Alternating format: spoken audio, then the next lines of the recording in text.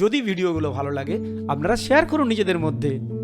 কেন বুঝতে পারছেন না যে যত আপনি নিজে ভালো থাকবেন তত কিন্তু ভালো হবে না, 5 জনকে নিয়ে ভালো থাকতে পারলে তবে কিন্তু আমরা ভালো থাকবো। একটা সমাজ আপনাকে নিয়ে তৈরি হবে না, একটা সমাজ সবাইকে নিয়ে তৈরি হয়। তাই আপনাদেরকে কর জোরে বিনত করছি, একটা বেটার সোসাইটির জন্য সবাইকে আমাদের ভালো হতে হবে, সবাইকে আমাদেরকে পজিটিভ থিঙ্কিং করতে হবে, সবাইকে আমাদের প্রপার ওয়েতে চলতে হবে। তাহলে সবাই যদি আমরা ভালো থাকতে পারি তবে সমাজ তো ভালো থাকবে। আপনি অনেক পয়সা করলেন কিন্তু সমাজ আপনাকে খারাপ চোখে দেখে, বাজে কথা বলে, তাহলে এটা খুব কঠিন একটা সময়। এই সময়ে সঠিক সিদ্ধান্ত সবার নেওয়া উচিত।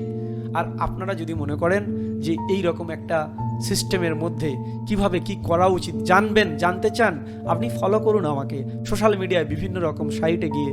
আমার ওয়েবসাইট আছে, আমার ফেসবুক পেজ আছে, ফেসবুক প্রোফাইল আছে, ইউটিউব আছে, লিঙ্কডইন আছে, যে কোনো জায়গায় সমস্ত কিছুকে ফলো করুন। আমি কন্টিনিউ ফেসবুকে লাগাতার লিখছি আপনাদের জন্য যে আমাদের অ্যাকচুয়ালি কী বিহেভিয়ার করা উচিত। আমরা সবাই সত্যকে বুঝি কিন্তু সত্যকে মেনে চলতে পারি না। সত্য কি? যে আমি কাউকে মিথ্যা কথা বলবো না, কারোর সাথে চুরি করবো না, যেগুলো ছোটোবেলা আমরা শিখেছি সেগুলোই, আর কিছুই নেই, ওটাই করছি। কিছু লুকাবো না, কিছু পাসওয়ার্ড থাকবো না, সব কিছু ওপেন। যেটা আপনাকে বলতে পারছি চা দোকানে বসে সেটা এখানে বসে বলছি, যেটা আর 5 জন বন্ধুকে আমি রাস্তায় বলতে পারি সেটা আমি ওপেন প্ল্যাটফর্মে বলছি। এর জন্য তো আমার কোনো খরচা নেই। ইউটিউবতে গাদা গাদা ইনকাম করার জন্য এগুলো নয়। অ্যাকচুয়ালি আমি অনলাইনে যদি না হতাম তাহলে আমি কজন মানুষের কাছে পৌঁছাতাম? এই অনলাইনে উপস্থিত হয়ে যাতে আমি বেশি সংখ্যক মানুষের কাছে পৌঁছাতে পারি, তাই সোশ্যাল মিডিয়ায় এসে এগুলো করা।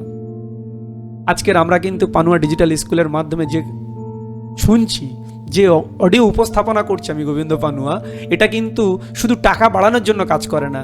একটা পরিবারকে হ্যাপি, ওয়েলদি, শান্তি এবং একটা বেটার সোসাইটি তৈরি করার জন্য এগুলো আপনাদের মেনে চলা উচিত। আপনি মানবেন কি না মানবেন আপনার ব্যক্তিগত ব্যাপার, কিন্তু এগুলো অ্যাকচুয়ালি প্রপার আমাদের জীবনের সঠিক দিশা দেখায়।